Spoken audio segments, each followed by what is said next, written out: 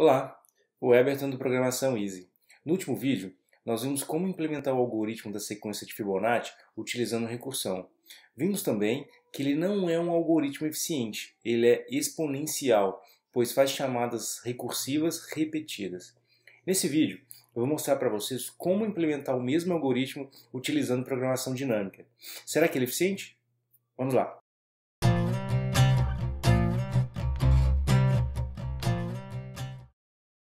Bom, só para relembrar, para calcular o fatorial de 5, nós precisamos fazer várias chamadas recursivas repetidas.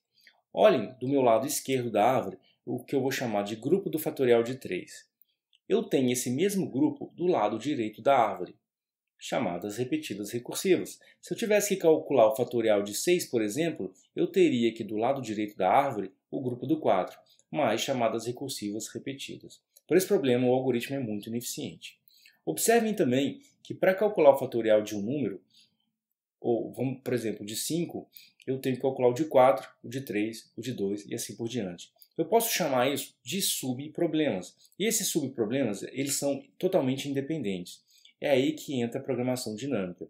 A programação dinâmica é uma técnica para implementar algoritmos recursivos de forma eficiente. Mas como? Eu vou armazenar o resultado desses subproblemas. Por exemplo, vou calcular o fatorial de 4. Eu já calculei ele anteriormente? Não. Faço a chamada recursiva. Eu vou armazenar o resultado do fatorial de 4 e quando eu precisar do fatorial de 4 novamente, eu simplesmente pego o resultado. Isso evita computar o mesmo subproblema mais de uma vez. Como seria isso? Então observem aqui. A primeira coisa é definir uma estrutura de dados para armazenar o resultado destes subproblemas. E eu já teria o fatorial de 0 e de 1, que nós sabemos que a sequência de Fibonacci começa com 0 e com 1. Ok. Para calcular o fatorial de 5, então, a primeira coisa que eu faria, eu já tenho o fatorial de 5 na tabela? Não. Aí sim eu faço a chamada recursiva. Eu tenho o fatorial de 4 na tabela? Também não. Faço a chamada recursiva. Eu tenho o fatorial de 3? Não. Faço a chamada recursiva. Eu tenho de 2? Também não. Faço a chamada recursiva. Mas eu tenho de 1? Tenho. Ele já está na tabela. Então, simplesmente retorno o resultado dele. E a chamada recursiva é feita com n-2. No caso 0, que também já temos o resultado. Então, não preciso fazer nenhuma chamada recursiva.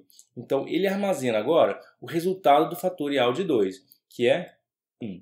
Ele volta para o 3 e faz a chamada do n-2, que no caso é 1. Já tem o fatorial de 1? Já. Então, simplesmente retorno o resultado. E o fatorial de 3 é armazenado na tabela. Ele volta para o 4. Já tem o fatorial de 2 na tabela? Já tem. Então, simplesmente retorna o resultado sem fazer chamada recursiva.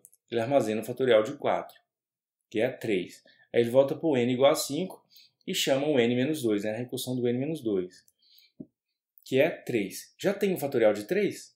Já. Simplesmente retorna o resultado e armazena o resultado do fatorial de 5. Bom, vamos para a prática. Bom, como agora nós temos duas implementações diferentes do mesmo algoritmo, eu criei uma interface chamada Fibonacci, alterei o nome da outra classe para Fibonacci recursivo, e agora eu vou criar uma nova classe chamada Fibonacci Prog Dinâmica. Essa nova classe vai implementar a minha interface.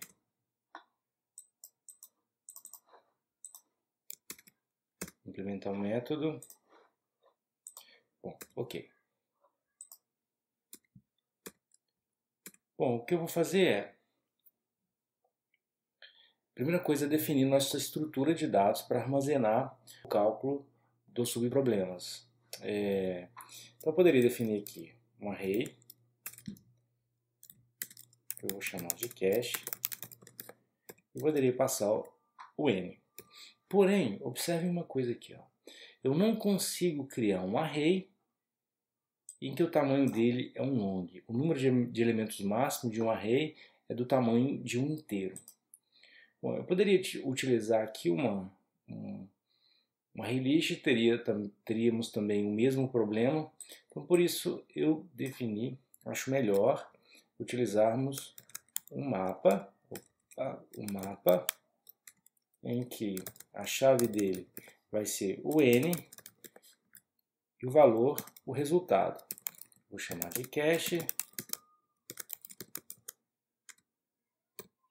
Ok?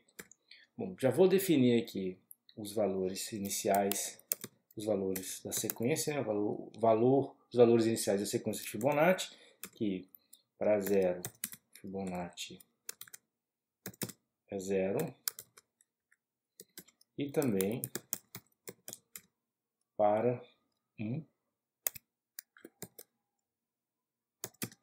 que a sequência é 1, que o resultado é 1.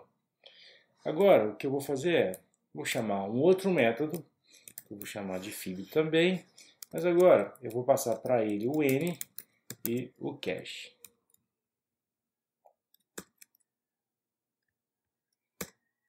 Implementando o método.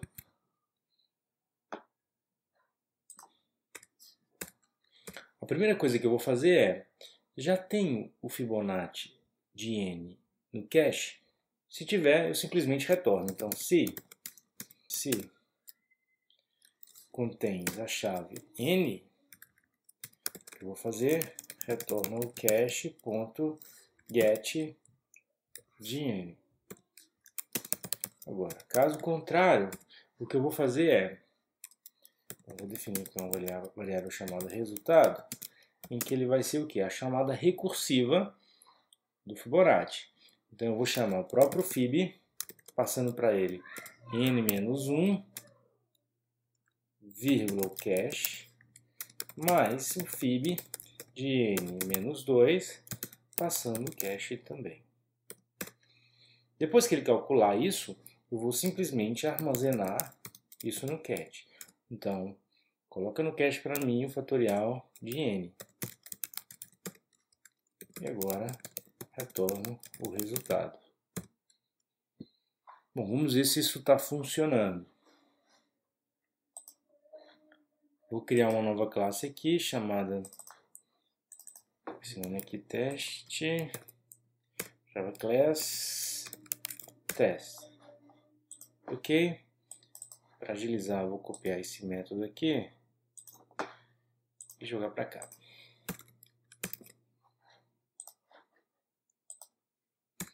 Então, Fibonacci, programação dinâmica, fica igual a 1000, Fibonacci de programação dinâmica.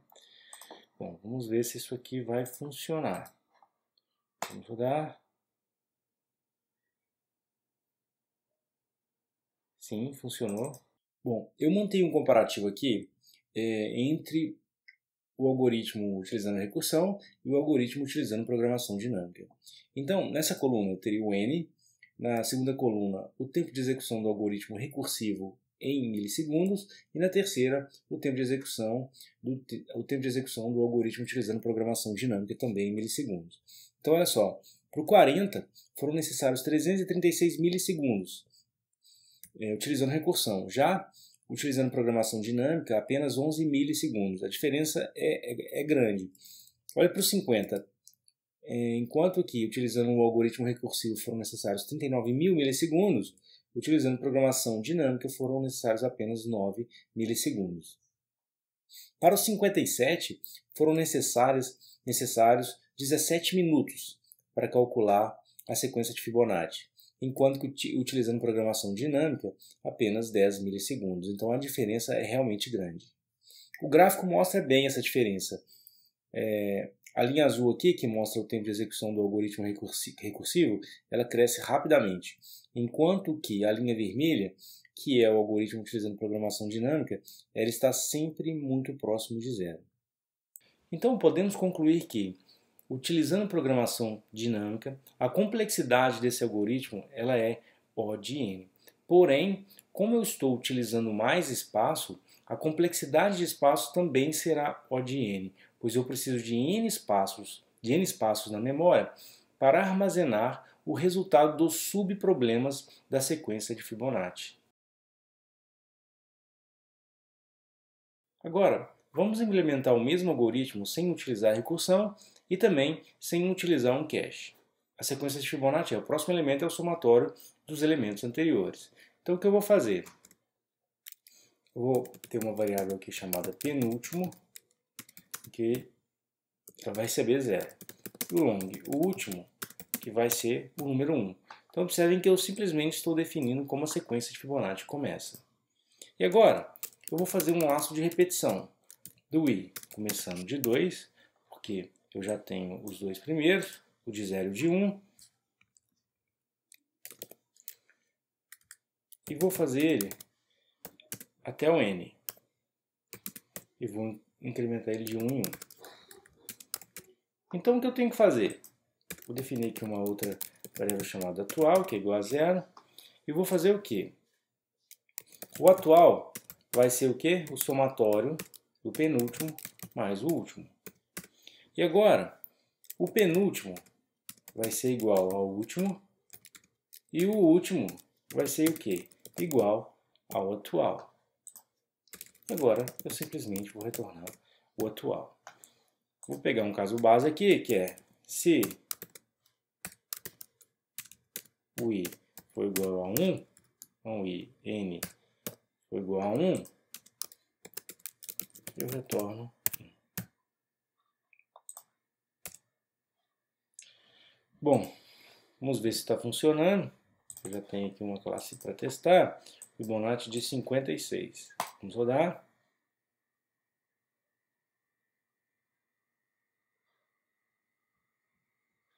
Opa, tem alguma coisa errada. Vamos ver o que está errado.